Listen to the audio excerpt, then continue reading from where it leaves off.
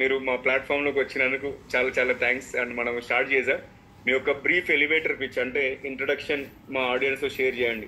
నా elevator pitch కన్నా ముందు మీరు చెప్పింది మన భావాలు కలిసాయి అని చెప్పారు కదా, దాన్ని నేను ఒక ఒక ఒక హిందీ పాట మీదే సుర్ మే రా తుమారా తో సుర్ బనే హమారా అని భీమ్సేన్ జోషి గారి, నేను ఏ విషయాన్ని కొంచెం లిరికల్ గా కనెక్ట్ అవుతానండి. సో మీకు గుర్తొచ్చింది కదా, బేసిక్ గా మన ఇంటిగ్రేషన్ ఒక టీవీ చూసినప్పుడు, సో నేను చిన్నప్పటి నుంచి ఓకే నా గురించి నేను ఇప్పుడు ఎలివేటర్ పిచ్ అడుగుతున్నాను కాబట్టి యాక్చువల్గా మనలోనే గల సప్త సైంధవులని నేను ఈ టాక్ ద్వారా మన శ్రోతలందరికీ పరిచయం అనుకుంటున్నాను. సప్త సైంధవులు అంటే యాక్చువల్గా ఈ మధ్య వెంకటేష్ గారి మూవీ ఒకటి వచ్చింది సైంధవుడు అని.